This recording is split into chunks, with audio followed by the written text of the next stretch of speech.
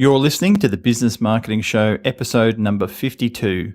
You can find us at businessmarketingshow.com on iTunes, SoundCloud, and Stitcher.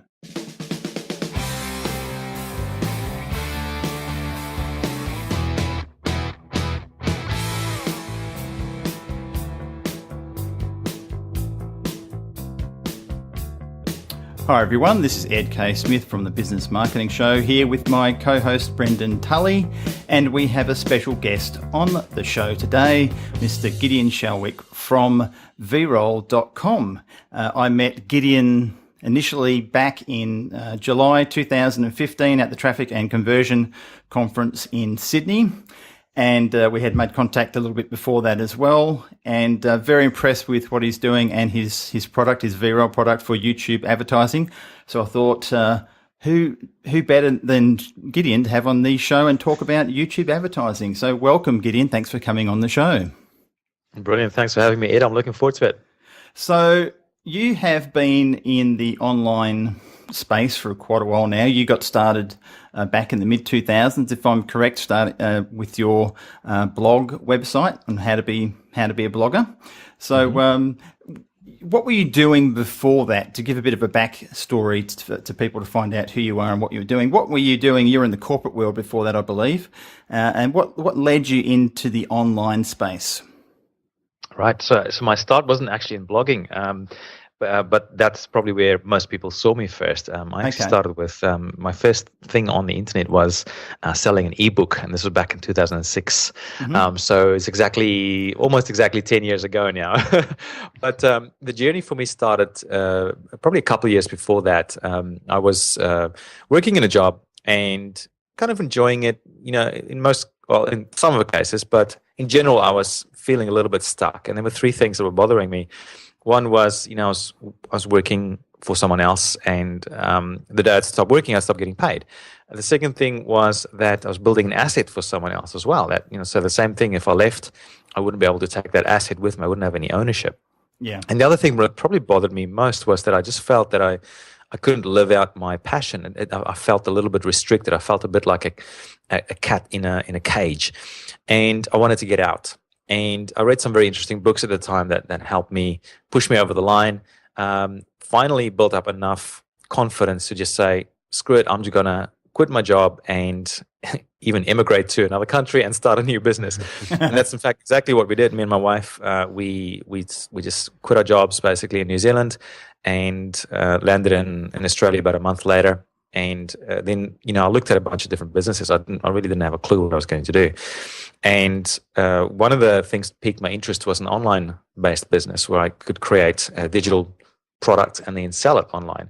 And that was really attractive because it meant that I could work from, anywhere that I wanted to. And it also seemed very leverageable and scalable.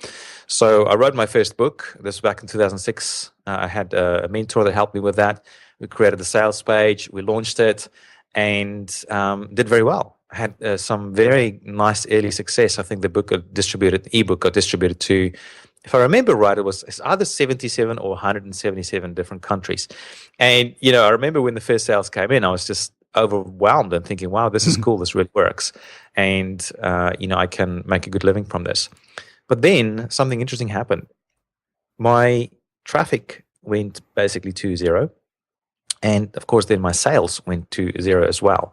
And the only reason why I got traffic in the first place was because the person that mentored me, he happened to have a big audience, a big email list and then he offered to promote for my first little promotion. And that was great. But then after that, there was no traffic. And I didn't have a clue how to really build traffic, not even to mention how to run a proper business. And, you don't have a proper business when the only product you have is an ebook that sells for $47, So Yeah, absolutely. And so I really had, let's go ahead. Yeah, I was just saying, so what was the name of the ebook? The name of the book was called Millionaire Dropout Secrets. And it was really a funny title, but it was really, it's a funny story about the title as well. But the book was really a collection of, the knowledge that I've built up, not really experience, more knowledge. So it was more like me, like a journalist, writing the book from the point of view of looking at other very successful people like Steve Jobs, Bill Gates, people who dropped out of school or university or college, whatever system, and started their businesses and made a big success from it. So I wrote this book from that sort of perspective. It was almost like a blueprint that I wrote for myself to follow in the years to come. And I look back to that book often and go, wow, that was such a instrumental book that I actually just really wrote for myself, if I really think about it. Now, the title of the book was, it's a really bad title now looking back. At the time, it seemed a good title. But I remember going to a conference once, before that, about a month or two before that, and they talked about writing a book as well. And they mentioned that if you have the word millionaire or secrets, and had a bunch of other words as well in the title, it helps the title sell a lot more. And so I just used that advice. And okay, maybe it worked a bit, but after a while, after selling it, I realized that the title was it wasn't resonating with me anymore, because it wasn't like I wasn't a millionaire myself, and it's not like I had really the authority to teach that back then, just starting out. So I actually took the book off the market. And then, it really was probably a year and a half to 2 years of really kind of struggling to make ends meet and to make things work. The first year, I think I only earned like $10,000 and I spent 11,000. I think the second year I maybe made, I don't know, 12,000, but spent 13,000 or something stupid like that. You were doing better than most then. Right. Yeah. 2 tough years, for trying to figure it out. And if it wasn't for my wife, who had a job, she was paying the bills, I really don't know how I would have done it. But then eventually I started an interview series and interviewing some of the top people in the industry to just learn from them what it was that made them successful. Got a lot of tips from them. One of the people that I interviewed was Yaro Starak, and we became friends. We lived in the same city in Brisbane here in Australia, and we decided to eventually do a project together called Become a Blogger. And, through another 6 months of really hard work, creating the content, creating the product, the sales process, all this sort of stuff with Yaro, and that's without pay. With 6 months, I was just working like a madman to create this asset. We finally launched, and in the first week, or 2 weeks, we had 10,000 people join our email list, which was incredible. And then within the first month, we had 1,000 monthly paying members. The business went from zero, which is also my income, zero income, to $20,000 a month income, in a month's time. Right. And that was also, so that really set me up. And from there, I did a bunch of different things, and I used that as the beginning point for my success in business. Yeah, fantastic. And so the learning experience of that would have been phenomenal. And you're taking the good and the bad with all the processes that you pick up along the way. But I suppose you look back now, and there's always things you look at that you could have done differently, and things that you did that were great. What would be some of the things you're looking back that you would do differently in terms of how you went about that process of building a website with having a membership set up with it? Yeah, it's a tough question to answer, because I'm not sure if I'd be able to, if I really would have been able to do anything differently. I mean, one thing I would say that I would have loved to be able to do back then is to, instead of trying to do everything myself, I would start building a team as quick as possible.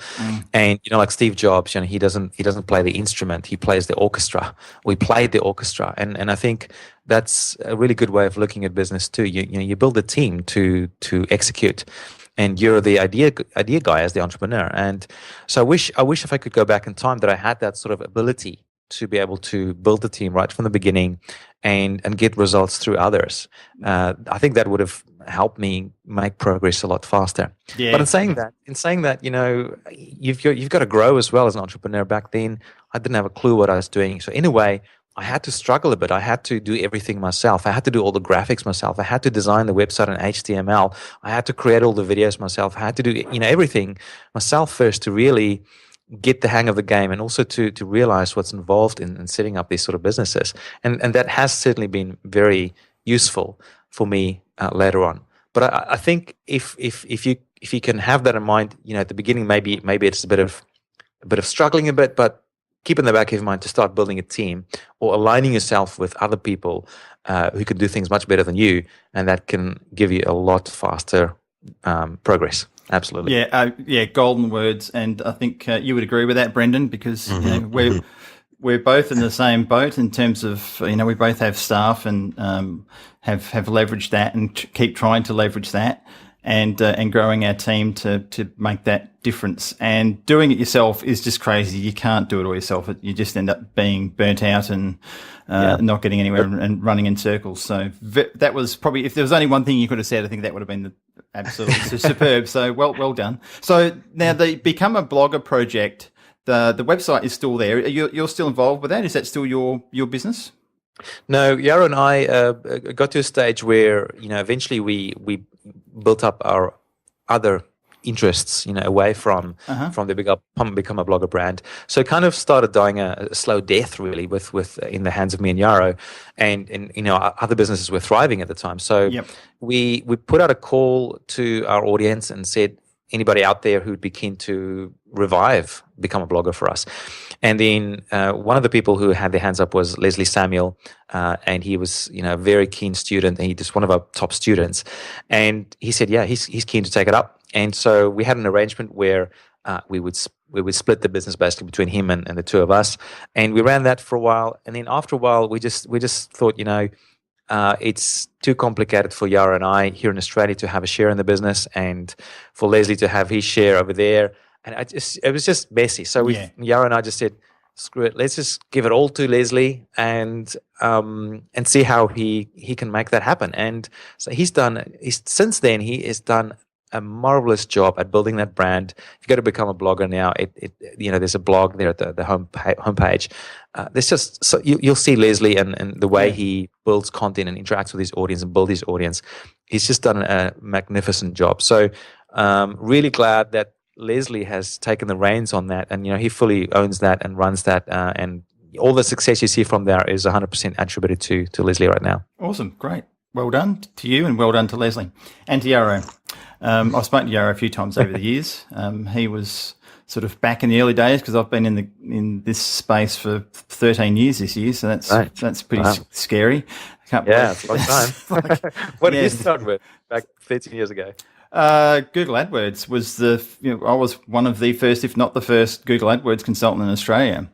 We were doing it back in 2003. So before anyone knew what Google AdWords was, people were still getting used to what Google was, let alone Google AdWords. Yes. Yeah. So you will have seen the whole journey going from the whole paid advertising world right from the beginning, to where it is today. So it would have been quite an interesting journey for you. It's people just really don't understand how much it's changed. And, we look back at where we were getting 2-cent clicks back in the, 2003 stages with some clients where they're now $20 a click, So and people say, it's so expensive to get involved. Yeah. So, well, in another 10 years' time, that's going to be $60 a click, because so people will be looking back today and saying $2 to $5 a click. Geez, that's wish I'd got in then, right? Yeah. Absolutely, because Brendan's in this space as well, so he's seeing it, and it's a common complaint with clients about the cost per click. Well, your competitors are paying it. The competitors are ones that are actually creating the demand and driving up the price. So you either have two choices: you get in there and compete, or you don't get in there, and then you're not getting any business. So that's right. It's so interesting because I had this chat with Tom Breeze as well, a good buddy of mine. He's runs his own agency for video advertising, and he's saying that in the beginning it's cheap, right, and relatively easy for people to get in, but then what happens is it becomes more competitive and the prices rise, right, like we said, and then really the way to win, it sounds like, is to just become a better advertiser, to provide better quality, to really know the game. And it'd be interesting, like with you guys. So you've been doing Google AdWords now for sounds like 13 years. Are you still doing Google AdWords as well? Oh, absolutely.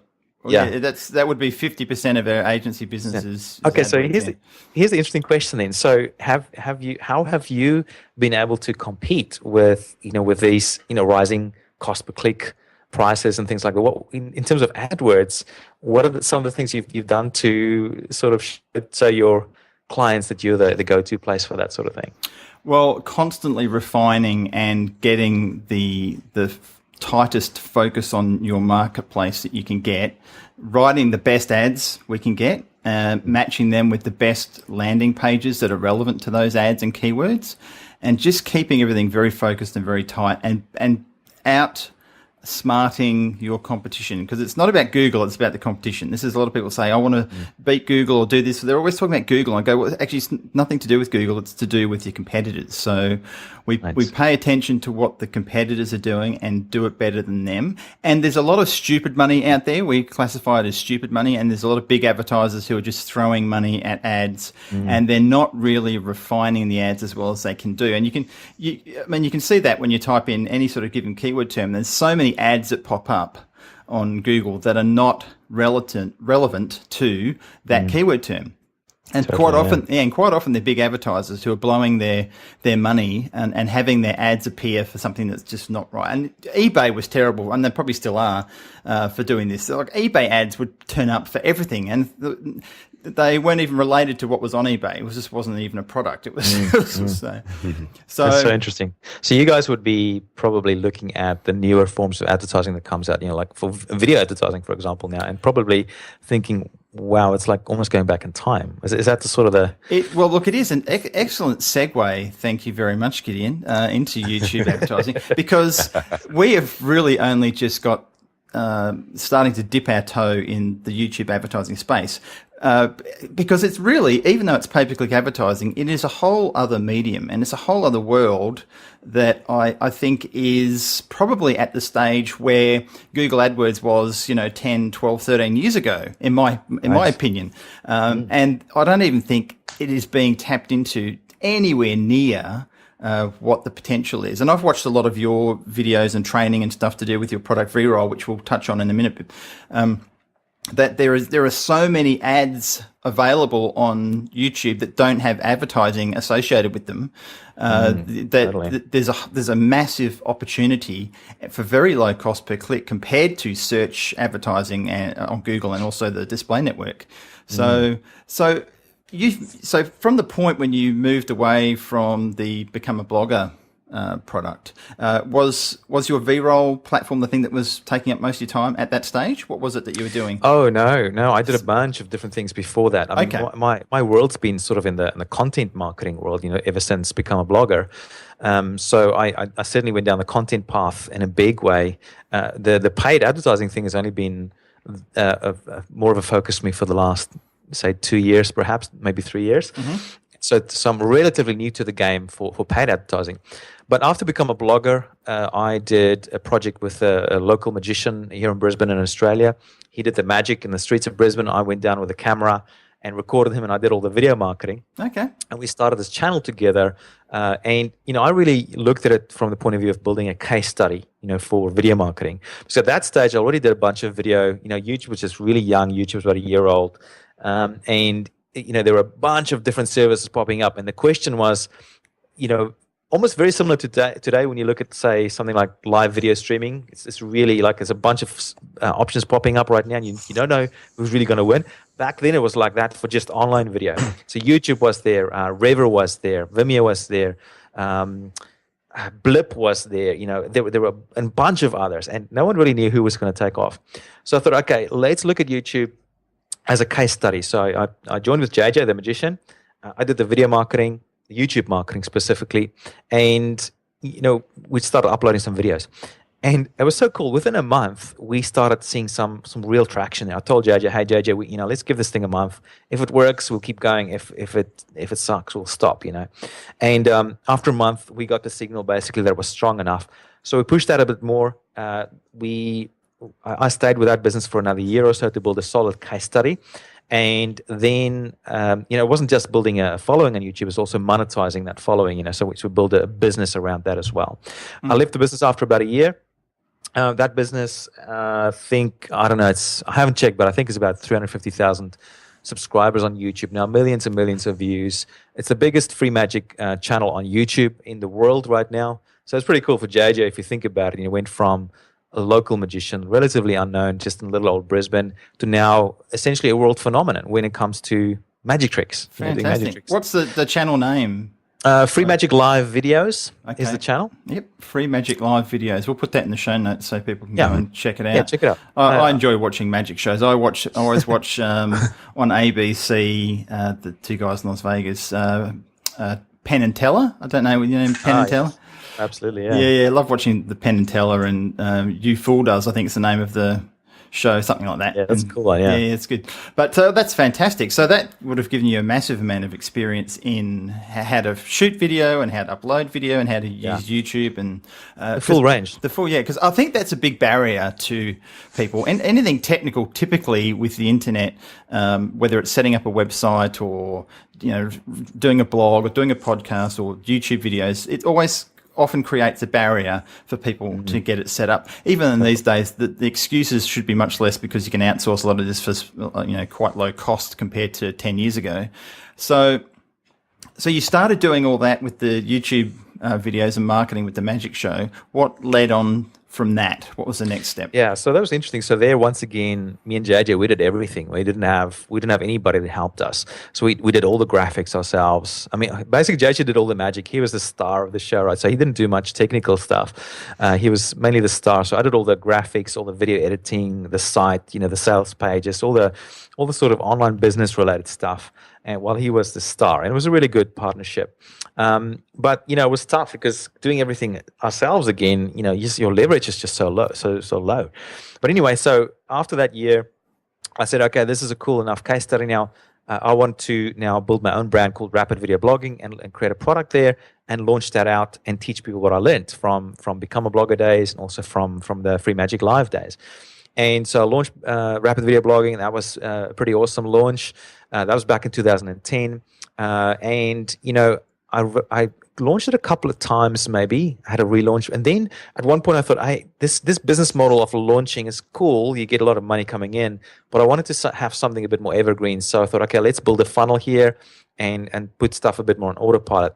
I spent about, I don't know, a long time. I think it was like 8 months.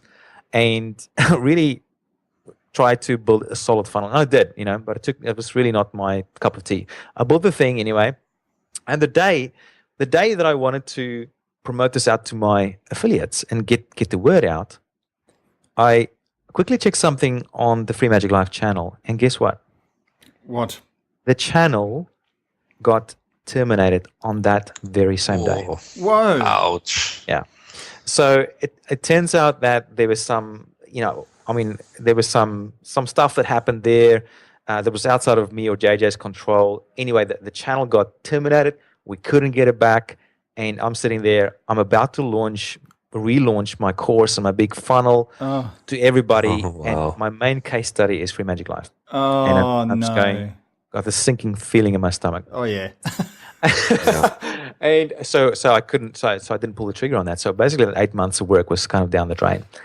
And so I sort of had to go again back to the drawing board and, you know, ask these questions. You know, like what if my business is so what's the word? Vulnerable to a change like that. What do I need to do? What kind of business do I need to set up to remove that vulnerability? And so a few things that I changed then, you know, I thought, okay, one vulnerability was me. You know, what if something happens to me? Then there's no more business because everything was based sort of around me as the star of the show. The other thing was, you know, a bunch of things. I mean, even just building something just on YouTube was quite a vulnerable sort of thing, you know, to be doing for your business. I mean, luckily with Free Magic Live, though, we with every subscriber we got on the channel, we got about 3 email subscribers. So we set it up so that we always would send people to our email database. So that's cool. So we could, and that's in fact what's happened now. JJ has relaunched the channel all on his own, and has built that up from 0 again to now. I'm just looking at the channel here, 344,000 subscribers. It's almost 43 million views right now, and he, you know, fully to his credit. That's amazing. Yeah. So it just shows you what's possible there. But always, massive lesson that luckily we did it. You always build your own asset, your own database from whatever you do online. Yeah, because YouTube's done that a few times. I recall they seem to do these cancellations in waves for bizarre reasons, and there's absolutely no recourse. Yeah, and sometimes you just do not know what you did wrong, or even if it's just a trigger that, you know, something that triggered, or if some competitors flagged your channel or whatever. You just don't know. It's such an interesting game. Yeah, but lots of experience from that, you know. So then I started the Splashio brand, which was a business that was independent of me personally, and it was a scalable business asset that I could sell one day if I wanted to. But the key thing was that it was a lot less vulnerable. It was a brand on its own, and it was all about helping you create great looking videos a lot easier and a lot faster. And that then eventually segued into Veeroll, which is a similar kind of idea, but applying it to video advertising in particular, and creating video ads, and kind of completely getting rid of the video production part of it, and helping you just make it a lot simpler and easier to get videos out there. Because I think over the last 4 years or 5 years, it's been almost my life mission to be able to create videos without doing any video post-production. Whether it's me or someone else doing it, it's just so slow and frustrating. So Splashio was kind of the initial thing for that, and now Veeroll as well. And I'm doing a few other things now too that's pretty cool in terms of completely getting rid of post-production, which I can share more if there's time. Yeah, absolutely. And so the Splashio program and product was something that led you into the Veeroll, but it's all based around YouTube. So that's the main focus. So video. I think more video in general. Yeah, using video as a platform to get your message out there. Yeah, so whether it's really YouTube or Vimeo or whatever the video platform is, it's the YouTube. Sorry, the video product as a broad tool, and then using these different platforms to promote it. So, and that's probably a good lesson too. Like if a lot of people just rely on having their video on YouTube and they have that whole scenario where it gets cancelled, at least they have other platforms where the videos are running. So it's not like everything's been swept away from underneath them. They've got more to support them. So yeah, I think it's always good to have backup versions of you if you're doing content. The neat thing about video advertising, though, I think, is that you don't really need a backup. You just create your ads, run them, and you can turn them on and off. In any case, it's not like the ads are not in general not designed to get organic traffic. No, but there are strategies for that as well. Okay, but certainly the two big platforms for me at the moment are YouTube and Facebook, and I think they'll be around for a while. But there's a few others jumping up as well, certainly when it comes to video advertising. Yeah, so let's dig into the video advertising, because you obviously saw this as a big opportunity, and from things I've watched you and heard you speak about when you're at the Traffic and Conversion Conference, there is a lot of untapped potential with advertising, whether it's on YouTube or Facebook. So what are the advantages that you see with someone getting involved with video advertising at the moment? Well, I'm a bit biased, but I do believe that video is the most engaging medium online at the moment. And something that's even more engaging, more than just online video, is in particular live online video. So live video streaming. So I think but in general, video online is engaging by nature. And when you think about what you're trying to achieve as a business, especially if you're looking at advertising, what you're really trying to do is you're trying to engage and connect with your target audience. If you don't have that engagement and connection, doesn't matter what you do, you're not going to be able to do the next step, which is to have some level of influence with that audience. Yeah. If you can't influence, then you can't build trust. If you can't build trust, then there's never going to be a transaction. That's just what it comes down to. Absolutely. 100% agree. Right. So for me, it all starts with that first engagement point. And so if you compare video to text, obviously it's a relatively obvious thing for us to intuitively know. Video just does a better job. It's just easier to engage with video. Yeah. In general. Yeah, definitely. I think of how much video I watch on YouTube. I subscribe to lots of different channels on lots of different topics. So I'm getting exposed to I don't know how many ads in a day, but because I don't watch TV anymore, and I think my daughter doesn't watch TV. Right. No one in our family watches TV anymore. So YouTube, or quite often stuff we're seeing on Facebook, has become the replacement for that. And I think the whole wave of this generation and the next, that's going to be where where the eyeballs are. Absolutely. I think that's where it's at. And, if you look at the bigger platforms, you look at what they're doing, and it gives you an inkling on where things are going. I mean, if you look at Facebook, they were very, very bold and aggressive with how they want to have video on their platform. I can't remember the exact words or the dates, but, Mark Zuckerberg said something along the lines of by 2017, 16, maybe 16. I can't remember what he said, but the Facebook platform would mainly be video.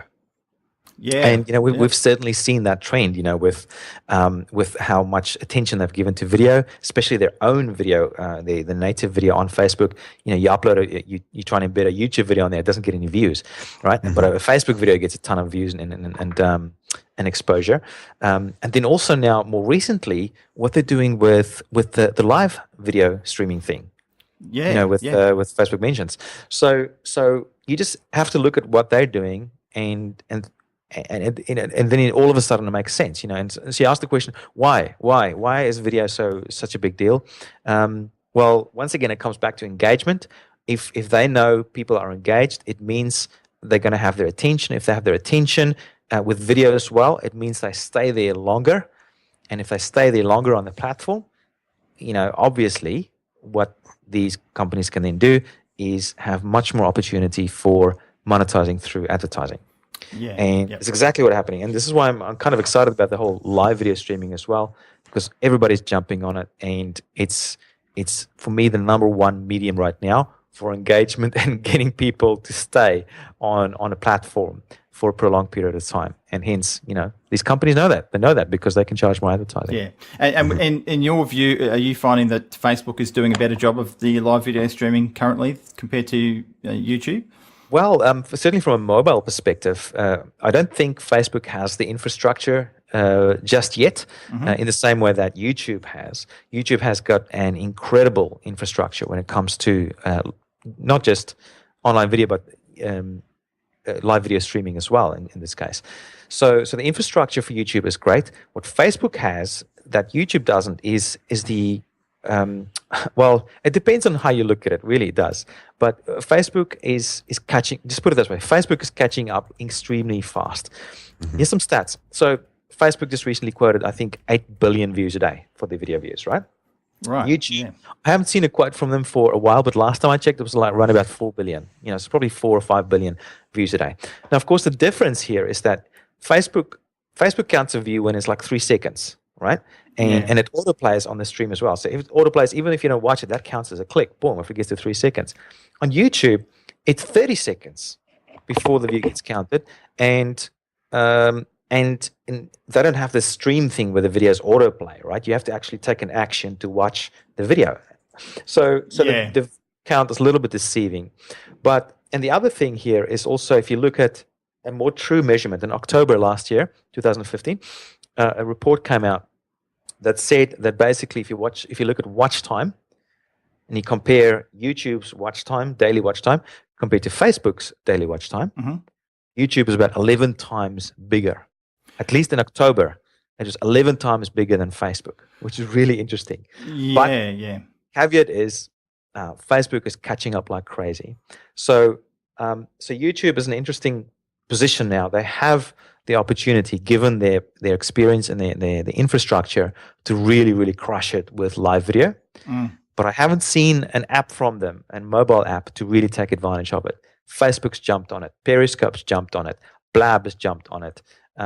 Meerkat had a go at it. So it almost seems like everybody's jumping on it, and YouTube's just kind of sitting back with their feet on the table, looking at the whole scene. And then I'm hoping they come out with their own live streaming app, and boom, something big happens. It's a fascinating time to be around in the advertising space, isn't it? Because this is like completely new stuff that we're heading down the path of. I mean, it got to a stage, talking about Facebook videos, that I had to go in and change my settings so they wouldn't autoplay, because Right. I kept going down that rabbit hole. I'd be looking down my Facebook feed, which is bad enough spending your time doing that, in my opinion. But I was going down, and a video would catch my eye, and then next thing I know, I'm watching the damn thing, and half an hour's gone by, and I've gone, oh my God, what's going on? So I had to go in and change my settings. And for people who don't know, you can go in and change your settings so your videos don't automatically play on Facebook. You can, yeah, you can do that. You can do that, because I actually remember sitting down. I was at out having drinks and dinner with some friends. There's about 7 or 8 of us talking about it, and no one else knew you could do that. And I said, oh yeah, I just did that the other day. Oh, thank God. And they're all going in their phones, changing the settings straight away. It's just like, not good for the advertisers. I'm sorry for the advertising space for that, but it's just, Yeah, that's right. And I guess Facebook wants to kind of hide that a little bit as well, because they know that it's so, it's so catchy, when they autoplay it. And obviously, get more actual views as well, and people get caught and engaged into the video, and then hence they get the advertising dollar from that. Yeah. So your platform now, going into Veeroll, because again, I've said earlier, a lot of people go, well, that's all well and good, Gideon, but how the heck do I go and do this? Do I have to go and now buy video camera equipment? Do I have to go and do all this to learn how to there's a lot of technical stuff that people are probably getting hung up on with creating video ads. And you have relieved a lot of that pressure and confusion with your Veeroll platform, and you've simplified a lot of things. So can you explain exactly what is Veeroll and how can it help someone to get involved in doing video advertising? Okay, so the vision for Veeroll, right from the beginning, has been to help businesses take advantage of this new trend of video advertising. But to be able to just go, say, into a coffee shop, and you've got your computer with you and an internet connection, and to be able to create a fully fledged video advertising campaign within the hour and start driving traffic within that hour. Yeah, that's been the vision right from the beginning.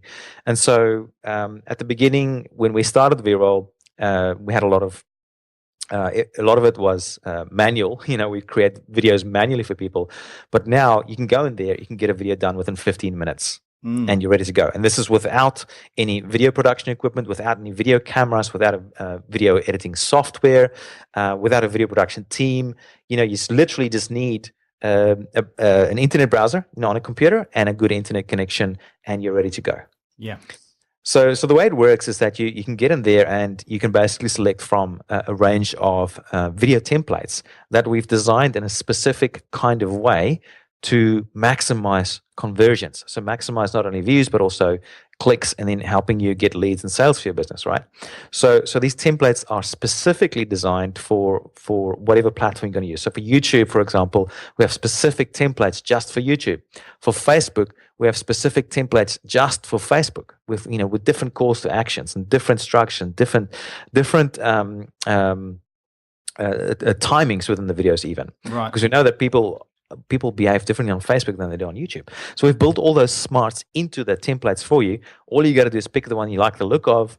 Next, you select your music, and then finally you type in 5 lines of text of 40 characters each, and press a button, and 15 minutes later you get your video back. Done.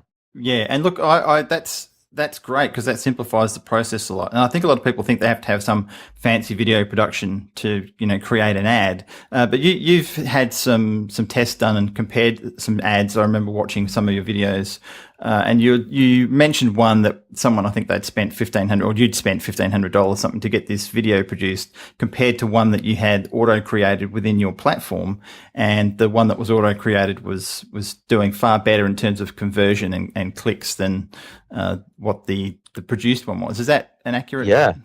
Yeah, that's you remember well, Ed. So that example, so that was one of our very, very first tests. We created the video, as you said, was like $1,500. It took about 2 weeks to create one of these sort of animated kind of explainer kind of videos, and then we compared that to one of our templates, and I think it outperformed our template outperformed the other fancy video by about 4 times when we looked at clicks. So same cost, but we got 4 times as many clicks. It was around that sort of level. So that could have been beginner's luck, but we've tested that over and over. And so one of our more recent tests, Now I'm just trying to see if I've got the results here in front of me. What we did was we compared a talking head video with one of our templates, and basically essentially the same message, same targeting, everything's the same. The only thing that was different was one was the talking head video and the other one was the template. Here it is. So we spent about $110 on each campaign. Yep. And we ended up for the talking head video getting 52 conversions. So these were leads. Yeah, right. And costing us $2.13. So not bad, right? Not a bad result. This is on Facebook. $2.13 per lead. Per lead. Per lead, yep. Yeah. And then we thought, okay, that's cool, but let's look at the template. Surely, we'll get some conversions, but not sure how we'll go. Mm-hmm. So same thing, $110 for the whole campaign. This time we got 62 conversions. So we got 10 more conversions, and the cost per conversion was only $1.79. Wow. So this was so interesting because, we knew that the template would do okay, but we didn't think that it would do better than a talking head video where you've got a face, someone's face, it was my face in this case, talking away and engaging an audience. We thought, naturally a talking head video would do better.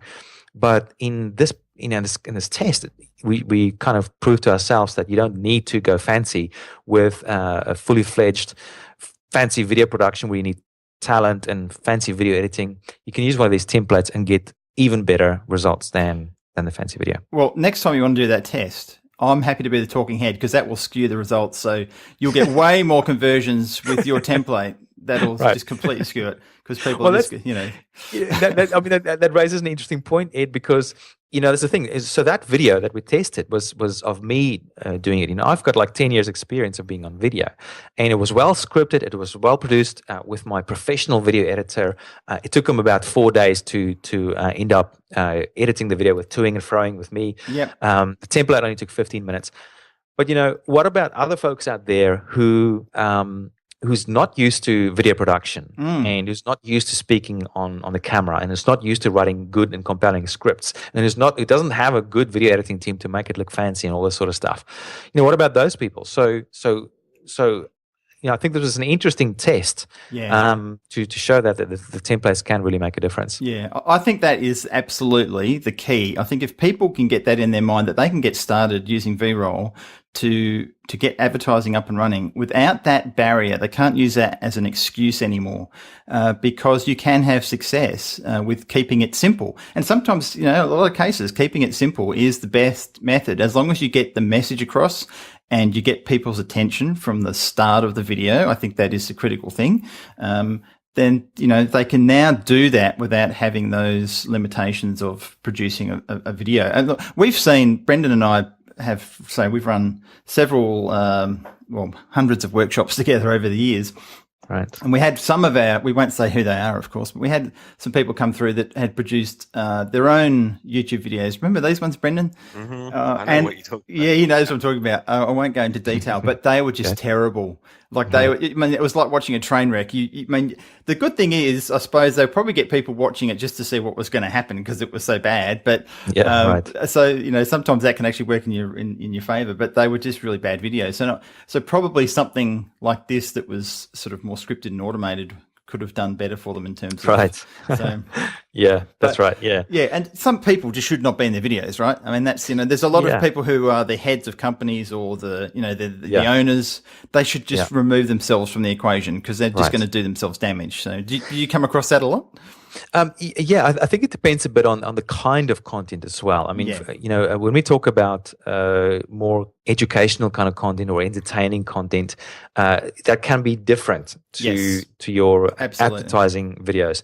But of course, there's different kind of video ads you can have as well. For the more direct response kind of video ads, I think the templates actually work better because they are so well structured. Everything that is designed, the way things move, the way the sound works together with it, the timing of everything is designed to get an action from the viewer at the end of it. And so that's not an easy thing to do with, especially if you're not experienced in video ads, not even to mention speaking in front of a camera. So certainly I think there is a place though for people to still create their own videos, but more as normal content to help build an organic audience rather than using those videos for ads. Yeah, absolutely. So they're really two separate things. One's organic, one's ads. So you do have to look at how you're going to use what you're producing, and is the goal just to have it as an ad to get the most traction, the quickest and the fastest, and with the least amount of spend. Different story to producing an actual content video. They are definitely two separate things, and thanks for making that clear. So, cool. So how do people get started using Veeroll? What's on offer at the moment? And just so, people listening to this, it'll be in February 2016 that you're listening to this video. So just in case you listen to it in 2 years' time and you go and check out the Veeroll platform and go, that's not on offer. We'll date this and tell them it's February 16, so at the time of this conversation. So what's on offer at the moment for people to go in Veeroll? How can they get started? First of all, I'm glad you just mentioned that, that it's 2016 February. Yeah. And because, the industry changes so quickly. So in response to that, we also change, Veeroll also changes. So at the moment, which is actually going to change relatively soon, if you go to the main page, there's a free trial there for the software. It gives you 4 video credits to create video ads, and you can either use them for Facebook video ads or YouTube ads at the moment. Mm-hmm. And so 100% free, and then you can get a bit of a test drive of the platform. It's a little bit limited in my opinion right now. So that's actually what we're changing. The next revision of this, which should happen relatively soon, you'll be able to. My plan, at least, is that you should be able to get access to more of the platform as part of the free trial, and then from there, if you think the tool is for you, you can stay with it and become a paying member, and if not, then you just unsubscribe, this sort of thing. But at the moment, you can go and sign up for those 4 free credits and start checking it out. And there's some educational stuff in there already as well, I think, if I remember right. Awesome. So what else does someone need? Do they need to have a YouTube channel, or do they just need to have a Google account or a Google AdWords account? What do they need to? You do need a YouTube channel for uploading your video ads to. Mm-hmm. So inside, so if you already have your channel, anybody can create a YouTube channel. Inside Veeroll, when you create the videos, it gives you the functionality to select which channel you want to upload it to. And at the moment, we do have it open to unlimited number of channels that you can upload your video ad to. So that's all built into the software as well. But you just need a YouTube channel. For Facebook, you need preferably a Facebook business page that you can run your ads on there.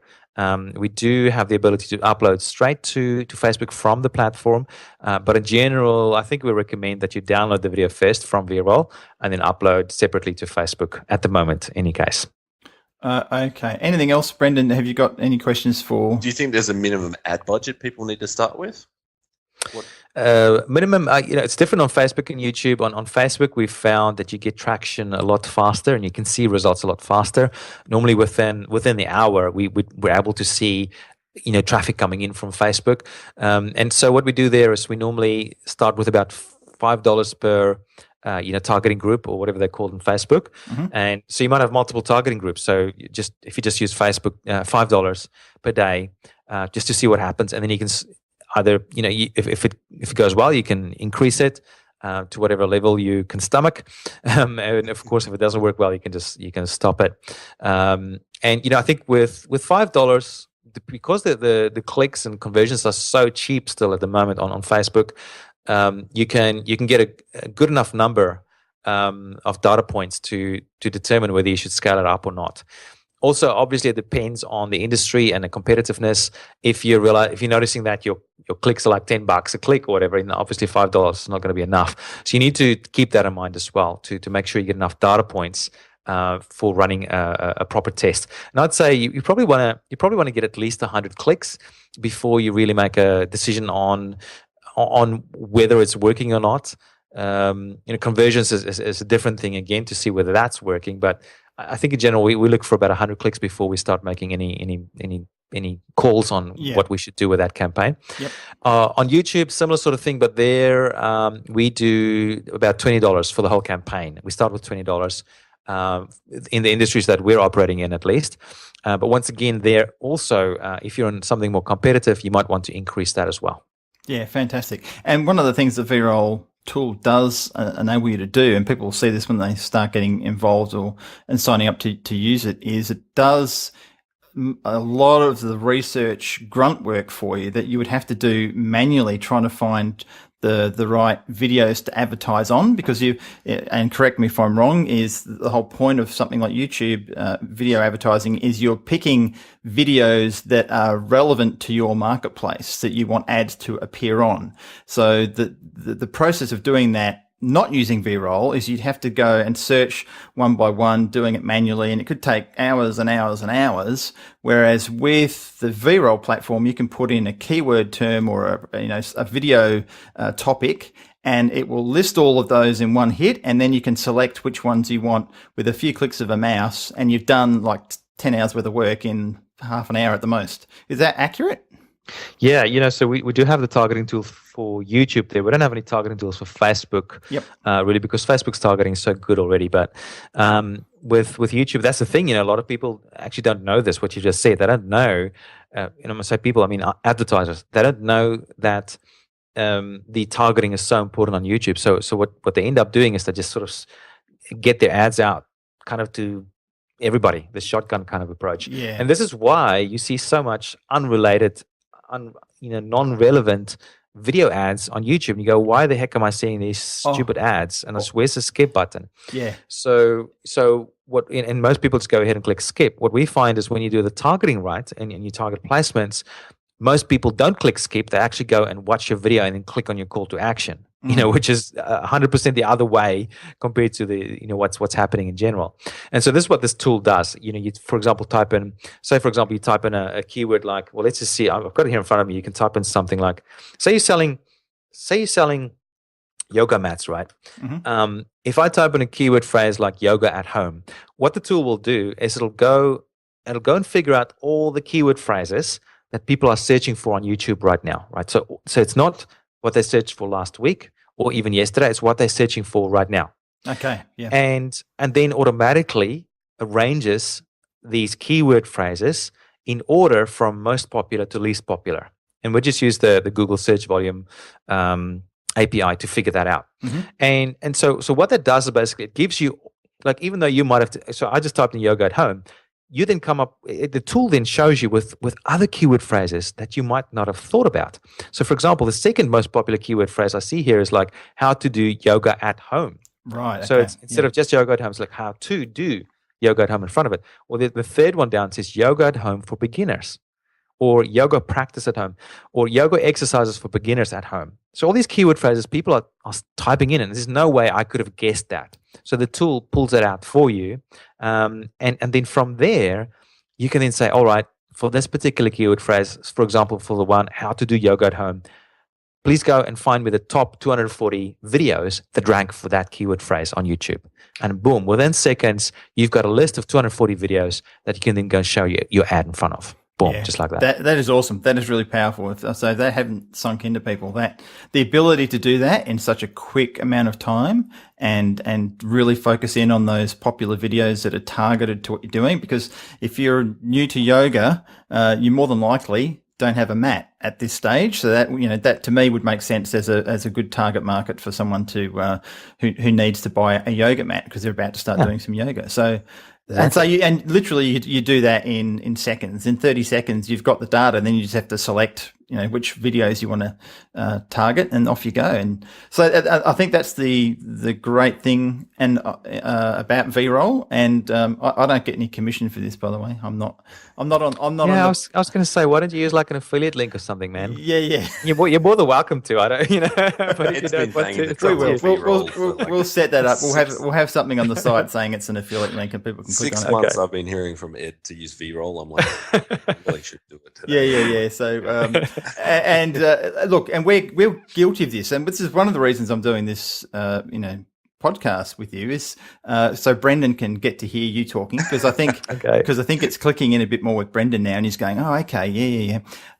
And we're both very experienced pay-per-click advertisers, but we don't do anything on YouTube, and we've got all these clients I'm sure could benefit from it, and it's one of those sort of almost more mystical than SEO and Google AdWords is YouTube, but I think it's on another level because of the video aspect that puts people off. And I think if I'm feeling this way, and I consider myself to be relatively technical, and Brendan's even more technical than I am, then what's your average business person out there thinking? Right. So I think removing those limitations of thinking that it's hard and using Veeroll is a good way to go. So look, ultimately we hope people have the success, and if they want to use this tool, then go for it and check it out. And we will have links in the show notes for them. So very cool. Anything else? Yes, go for it, Brendan. Talk to me about. So obviously, over time, people start to see the videos, and I guess to a degree, there's ad burnout in a sense. Do you have a some rough idea of at what point do you need to change the video ad, or do you even need to change the video ad? What are your thoughts there? There's a couple of ways to look at it. On Facebook, it's really easy to see AdWords, which is what's used for running the YouTube ads.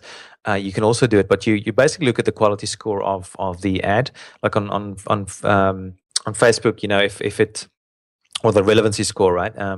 I think it's quality score on Facebook and relevancy on AdWords, right? Or the other way around, I can't remember. But you look at that, and as soon as that starts dropping, it's probably a good time for you to renew your video. If YouTube or Facebook or AdWords or Facebook doesn't think it's relevant anymore, or the quality score drops, it's a good signal for you to change it. The other way to look at it is if it stops working. If the effectiveness of it stops working, that's a good time to change it as well. I mean, if it's working for you and the quality or relevancy score stays right up there and it keeps on sending you traffic and leads and sales, keep it by all means. Once again, it probably is going to depend a bit on your industry and how big it is. Like a smaller target audience is probably going to get saturated much faster than, say, a more mainstream, bigger audience. There's a lot of people. There's a lot of people on YouTube. I think it's, don't quote me on this, but I think it's around about 1.5 billion people that's on there now. It might be more, and at least 4 billion real views a day. So even with the YouTube Red thing, where you can sort of turn off the advertising, there's still a bucket load of people out there every day going onto YouTube and watching stuff and seeing those ads. So when you pick the right industry, it's going to take you a long time to saturate it, but there's other factors that come into play as well that affect your relevancy or quality score as well. So I think just keep an eye on those two things mainly, and you'll be able to get better results.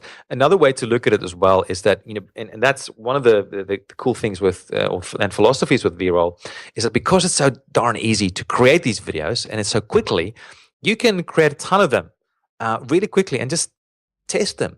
So just because your ad is performing well right now doesn't mean there might be another video ad that could perform even better, maybe twice as good, maybe 3 times as good. And instead of going back to the whole video production studio and saying, we've got to create another video now, you just go back into Veeroll and type in a few different lines of text, maybe a different template, and voila, 15 minutes later, you got another video that you can test. So that's another reason for, I think, creating more videos and testing more, so that you can pick those winners much eeasier. Awesome. Can they be split tested? Can they be shown evenly over a period of time, 50-50, or is that not possible? For YouTube, it's much easier. Yep. Okay. For Facebook, it's a bit more of a challenge, but you can do it. Yeah. Okay, great. So that's brilliant. So anything else you would like to add, Gideon, before we finish up? Because we've taken up an hour of your time, so we appreciate it. The only last idea I guess I would share is that I tend to, without really trying, without consciously trying, I tend to be a little bit, almost too much ahead of the curve. If I think back at my career, back in 2006, I didn't even mention this in my story, but I was podcasting already. Yeah. So I was podcasting, and then after about a year or something, it didn't look like it was taking off, so I stopped doing it. And then 2 or 3 years later, podcasting came back, massively took off. Yep. I did the same for blogging, right? So we launched Become a Blogger 2008. back then I thought everybody was doing it, but it wasn't the case. We were actually at the front of the curve. Then, 2 or 3, or even actually it took longer there, 4 or 5 years later, the business community got onto blogging. Then that took off like crazy. So we're early there again. Video marketing, same thing. Video marketing took even longer. I think 6 or 7 years for the business community to really get the hang of it. And we were there already starting to do it there. And now the same thing with video advertising. I've been at it now for a couple of years, 2 years or so, and there's been what I'm seeing is that we're still at the beginning. We are still at the beginning of this adoption curve. So what I'm saying is that, and this ties into what you talked about as well at the beginning, Ed. When you're there at the beginning, it's much easier to start getting results because you don't have much competition yet. And then as time goes by, because you have a lead start on how to run ads and getting to know the platform, how it all works, whenever new competitors come in, you always will have that competitive advantage. Definitely. If you start now. So if you start now, you are, without a doubt, at the beginning of the curve, and there's still a massive mainstream of business to come on board. And so I think that's something that's really exciting to look at. And that's why I started the business, because there's a big wave coming. Good point. So don't stop doing Veeroll, Gideon. You got to keep going. You can't move on. Don't get disillusioned with this one, because this is one of those king waves that's coming, I believe, in terms of the 100-year wave or whatever they call it in surfing. You'd know, Brendan, is that right? I don't surf, obviously. I just that's very clear now. Brendan's a professional surfer. He's won many titles. No, he hasn't really. Yeah, I'm just blowing smoke up, Brendan. That's okay. So thank you very much. It's been very, very informative. Hopefully, I'm sure the listener, that is you are the listeners, have got a great deal from listening to this, and hopefully they're going to go and test out Veeroll. And how else can people get in touch with you, Mr. Gideon? I think that's probably the best way through Veeroll. At the moment, I'm a little bit protective of other contact points, just because it gets a little bit crazy. But actually, if the thing that I'm also extremely excited about right now is live video streaming. So what I've been doing on my own personal YouTube channel, Gideon Shalwick, I've been running some impromptu live events there very regularly, almost every day. So if you want to follow me there, I often have Q&A there, or ask me anything sort of sessions. There's some cool stuff coming up for that as well. Fantastic. We will have the link in the show notes for that. So thanks once again, mate. Great to talk to you again. Thanks for your time, and much success to your Veeroll platform. Brilliant. Thanks so much, guys, and have a fantastic day. You've been listening to the Business Marketing Show. You can find us at businessmarketingshow.com, on iTunes, SoundCloud, and Stitcher.